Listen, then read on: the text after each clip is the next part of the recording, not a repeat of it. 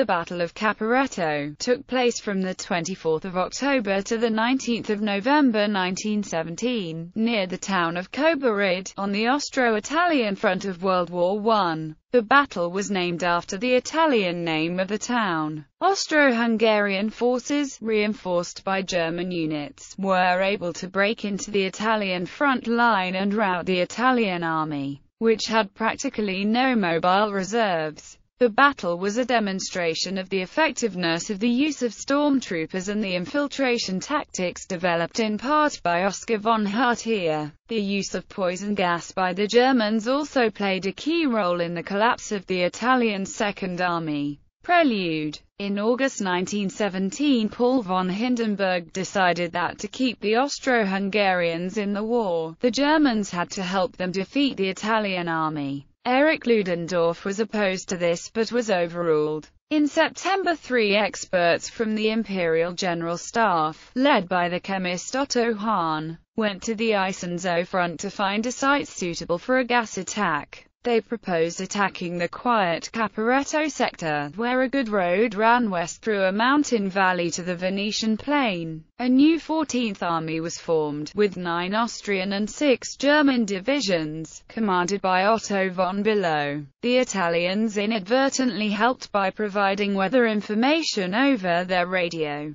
Battle. Foul weather delayed the attack for 2 days, but on the 24th of October there was no wind and the front was misted over. At 894 metal tubes dug into a reverse slope were triggered electrically to simultaneously fire canisters containing 600 milliliters of chlorine and phosgene gases, smothering the Italian trenches in the valley in a dense cloud of poison. Knowing that their gas masks could protect them only for 2 hours or less, the defenders fled for their lives, though 500 to 600 were still killed. Then the front was eerily quiet until 600, when all the Italian wire and trenches to be attacked were bombarded by mortars. At 6:30, 2,200 guns opened fire, many targeting the valley road along which reserves were advancing to plug the gap. At 800, 2 large mines were detonated under strong points on the heights bordering the valley, and the infantry attacked. Soon they penetrated the almost undefended Italian fortifications in the valley, breaching the defensive line of the Italian Second Army between the 4th and 27th Corps. To protect the attackers' flanks, Alpine troops infiltrated the strong points and batteries along the crests of the adjoining ridges.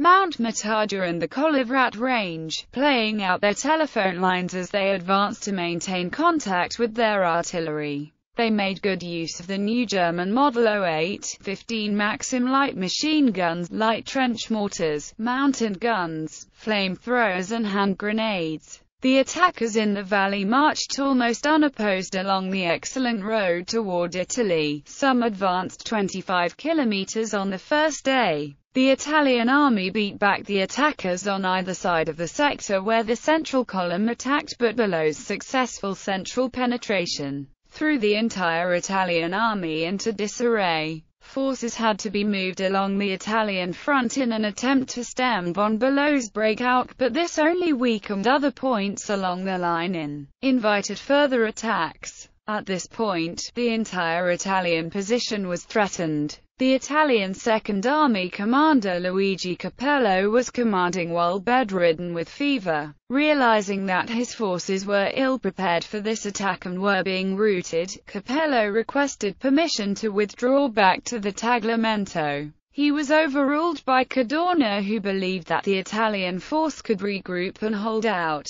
Finally, on the 30th of October, Cadorna ordered the majority of the Italian force to retreat to the other side of the Tagliamento. It took the Italians 4 full days to cross the river, and by this time the German and Austro-Hungarian armies were on their heels. By the 2nd of November, a German division had established a bridgehead on the Tagliamento. About this time, however, the rapid success of the attack caught up with them. The German and Austro-Hungarian supply lines were stretched to breaking point, and consequently they were unable to launch another attack to isolate a part of the Italian army against the Adriatic. Cadorna was able to retreat further, and by the 10th of November had established a position on the Piave River. Even before the battle, Germany was struggling to feed and supply its armies in the field. Erwin Rommel, who, as a junior officer, won the Palme Mérite for his exploits in the battle, often bemoaned the demands placed upon his poorly fed troops. The Allied blockade of the German Empire, which the Kaiserliche Marine had been unable to break, was partly responsible for food shortages and widespread malnutrition in Germany and the Central Powers in general. When inadequate provisioning was combined with the grueling night marches preceding the Battle of Caporetto,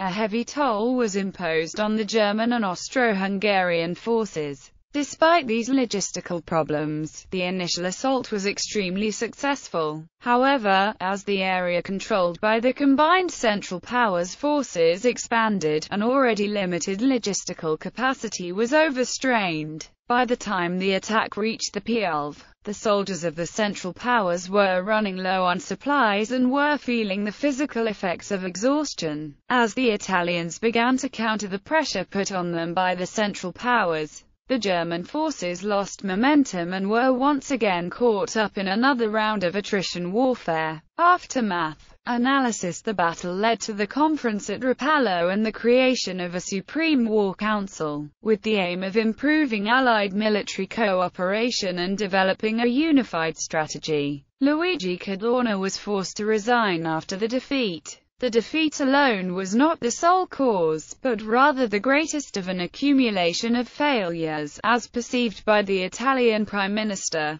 Vittorio Emanuele Orlando. Throughout much of his command, including at Caporetto, Cadorna was known to have maintained poor relations with the other generals on his staff. By the start of the battle he had sacked 217 generals, 255 colonels and 355 battalion commanders. In addition, he was detested by his troops as being too harsh. He was replaced by Armando Diaz and Pietro Badoglio. He had already been directing the battle 20 miles behind before fleeing another 100 miles to Padua. This led Allied governments to understand that fear alone could not adequately motivate a modern army. After the defeat at Caporetto, Italian propaganda offices were established promising land and social justice to soldiers. Italy also accepted a more cautious military strategy from this point on. General Diaz concentrated his efforts on rebuilding his shattered forces while taking advantage of the national rejuvenation that had been spurred by invasion and defeat. Casualties. Italian losses were enormous. 10,000 were killed, 30,000 wounded and 265,000 were taken prisoner. Morale was so low among the Italian troops, mainly due to Cadorna's harsh disciplinary regime, that most of these surrendered willingly. Furthermore, roughly 3,000 guns, 3,000 machine guns and 2,000 mortars were captured, along with an untold amount of stores and equipment. Subsequent operations. Austro-Hungarian and German forces advanced more than 100 kilometers in the direction of Venice, but they were not able to cross the Piave River, although up to this point the Italians had been left to fight on their own. After Caporetto they were reinforced by 6 French infantry divisions and 5 British infantry divisions as well as sizable air contingents. However, these troops played no role in stemming the advancing Germans and Austro-Hungarians, because they were deployed on the Mincio River,